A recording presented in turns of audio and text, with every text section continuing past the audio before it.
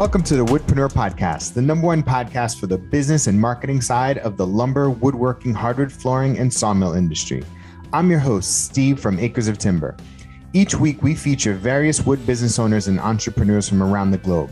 We share their stories, paths, insights so that you can network, learn, and grow your own wood business.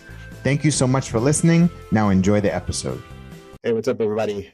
Today, we're going to talk about why competition is good for your wood, lumber, sawmill, furniture business.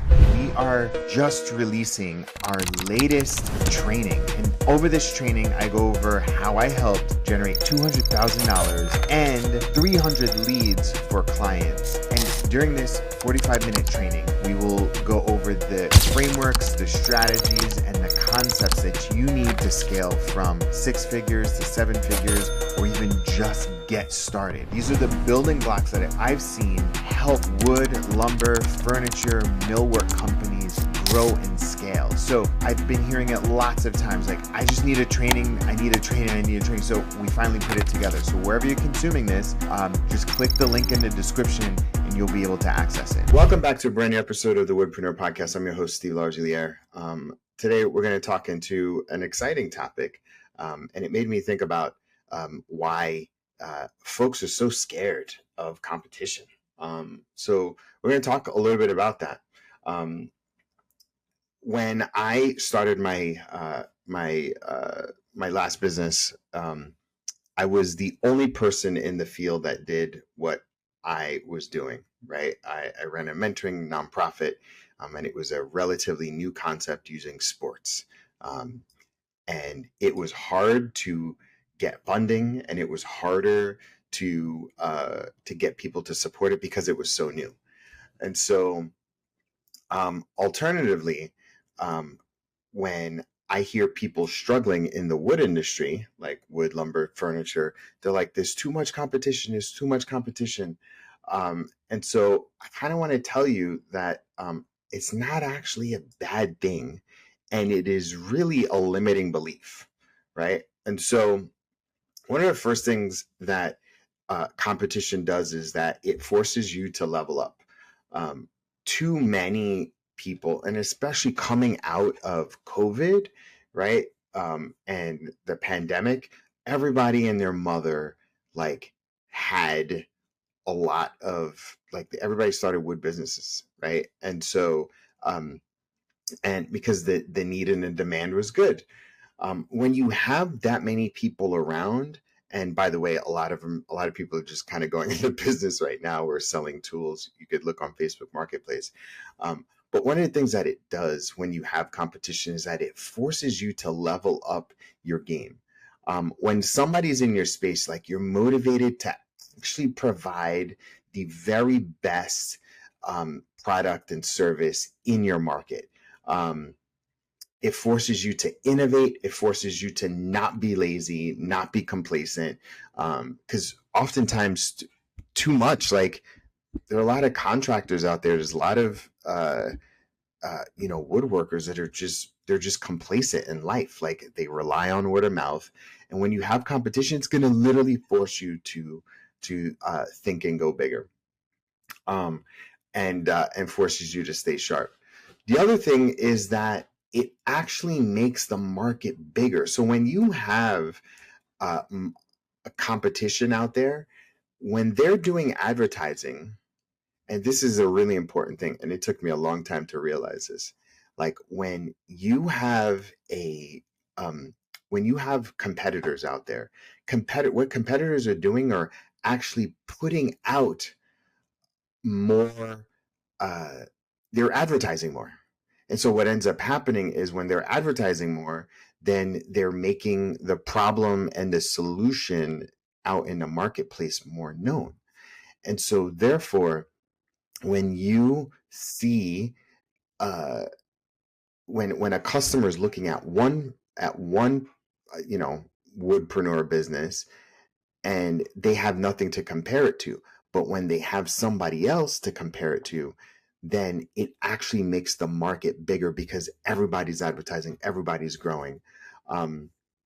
and it just creates more demand, and that means the pie is bigger for everyone to enjoy. Which so I kind of thought about this because there's somebody in our space, our Woodpreneur space, and they are marketing, coaching, and mentoring and courses. And it's not a new thing. There are other people out there, but this person is a little bit. It's got a big platform, and if you dig a little bit, you know who I'm talking about. And to me, I'm like, that's awesome. I'm so glad that they entered the space and are going into because. And I'm not afraid at all of losing business to this person. And I'll tell you why. Because not everybody's for me, right? And there's a lot of woodworkers that need a lot of help. And so if they can't work with me and maybe I'm a little bit more expensive or I rub people the wrong way or I'm just not people's style, then they can work with this other person. But either way, people still get help. And so, again, I come from this mindset is like, you know, um, there's more than enough opportunities for everybody to eat, And so, again, go back to point number one is it forces you to level up. It forces you to be better. And number two is like, it just makes the market bigger. Like if this person with this really big platform is marketing the fact that they have advertising and marketing services, or coaching and mentoring programs and courses for woodworkers, that's amazing, you know? Um, the third thing is that it forces you to the third reason why competition is good is that it helps you stay focused on key metrics, right? So lots of times you're so focused on making and tools and maintaining and it's all these busy work and like trust me, I'm guilty of it too, but it's even really terrible in the woodpreneur space. And so what ends up happening is that um, when you have competition, there are three metrics that matter the most: how many leads, how many quotes, and how much sales came in, period. And so if you're not focused on that, you're playing to lose. And if you're busy figuring out or like looking at what the competition is doing in terms of tools and jobs that they're doing, like you're playing the wrong game. You have to stay focused on leads, quotes, and sales, period. All right. Um, the fourth is that it's going to force you to provide an exceptional service. So, like, like when you think about buying a luxury car, or you think about buying you know, getting on an airplane or going to a hotel, that's how people are measuring businesses nowadays. Like, what is the customer journey for a, a, a potential customer for you, right? Like how do you greet them? How do you respond to them? How do you present to them? How do you keep them informed of your products, of you producing their product? And if how you make people feel and what people say about you when you're not around is an indication of your brand. And so when you have competition, literally the people that provide the best service, I'm talking about like white glove, over educating, empowering and motivating, inspiring brand for your customers, that like you're going to win and you're going to knock out any competition, And so like it's truly about creating an experience that people want to tell other people about, like, oh my God, I started working with this sawmill, or I started working with this woodworker, and like he listened to me, or they listened to me, and they designed the right thing according to what I wanted. They kept me updated. The payment terms were fair. Even if it was really expensive, they gave me options on how to pay for it. Like, and then they kept me updated. And then when they delivered it, like they threw in an extra charcuterie board or a cutting board for me or whatever. You know what I mean? So like that's how you have to look at your business. Like providing exceptional white glove service. Okay, and so I mentioned this before, a little bit before, just about like, the pie being bigger, but in, why competition is good is that, like, look, it's not your competition, it's you. You got to get better at marketing. You got to get better at branding. Like, you're resting on your laurels. You're relying on word of mouth, and like, you just need to step everything up in your business and stop being lazy. Like, stop being lazy and take your business seriously. That wasn't actually the point. The point that I want you to think about is, like, when you have an abundance mindset and you truly believe that there's more than enough work out there and more than enough opportunities and more than enough, like, nature's abundant. Like, you work with wood, like, there's trees everywhere, everywhere. Like, if you believe in God, God provides, but you have to put in the work.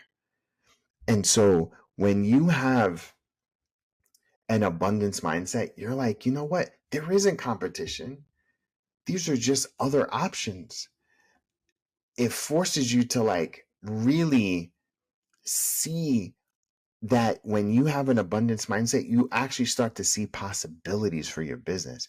And you actually start to see that, like, hey, look, no other person, not even the government, not the economy, like, none of that stuff matters, because you know what happens? Like, rich people are still buying.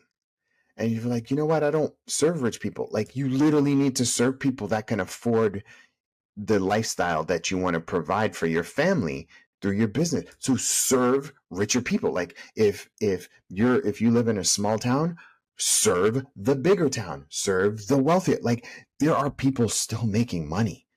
And so what I want to do, and I hope this gets out to you, is that I want you to stretch your belief as to what is actually possible in your business. And you only do that by having an abundance mindset. All right. Okay. So just to recap, um, competition is good because it forces you to level up. It makes the market bigger. It helps you stay focused on key metrics. It forces you to provide exceptional service and a client experience. And it helps you instill an abundance mindset. And so thank you so much for checking out this podcast today. This was a fun one. And I want you to click the link in the bio, because I have an amazing training on how I help generate $200,000 of sales and 300 leads in 15 days for clients. And so I really break down the steps that you need in order to build a 6 and 7 figure wood business. All right. Thank you so much. I'll see you on the next episode.